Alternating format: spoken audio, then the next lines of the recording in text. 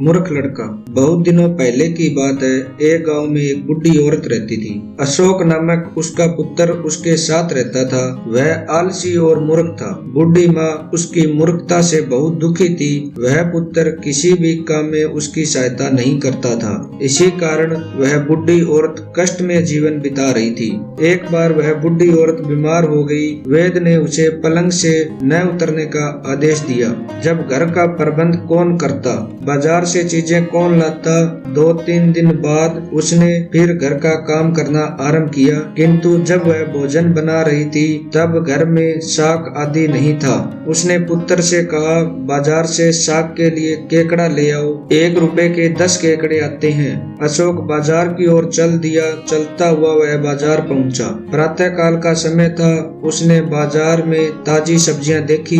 मछलियां बेचने वाले से 10 केकड़े खरीदे। कुछ समय बाद वह घर की ओर चल पड़ा। रास्ते में एक नदी पड़ती थी। थका हुआ अशोक नदी के किनारे विश्राम करना चाहता था। उसने विचार किया कि घर में मेरी माता मेरा इंतजार कर रही होगी। उसके मन में एक विचार आया। एक एक केकड़े को निकाल कर वह कहने लगा, अरे केकड़ो, आप नदी पार करके इस मार्ग से मेरे घर की ओर चले जाओ। मेरी माता इंतजार कर रही है। अपने घर की पहचान भी उसने बताई। इसके बाद अशोक पीपल की छाया में सो गया। केकड़े प्रसन्न होते हुए नदी के पास आए। वे उछल उछल कर नदी के पानी में प्रवेश कर गए। केकड़े अशोक की तरह मूर्ख नहीं थे। घर में दरवाजे पर उसकी माता उसका इंतजार कर रही थी। कुछ समय बाद जब अशोक की नींद टूटी तब दोपहर ढल चुकी थी। वह नदी पार कर तेजी से अपने घर पहुंचा और माँ को कहने लगा, मैं भूखा हूँ, मुझे भोजन दो।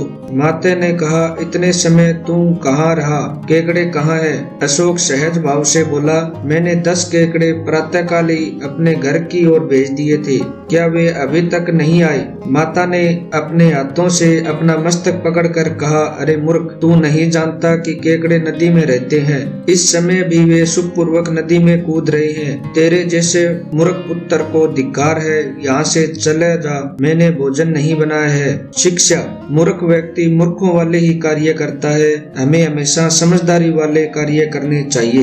तो दोस्तों, आज की कहानी आपको कैसी लगी कमेंट बॉक्स में जरूर बताएं और ऐसी ही कहानी सुनने के लिए हमारे चैनल को सब्सक्राइब करें। धन्यवाद।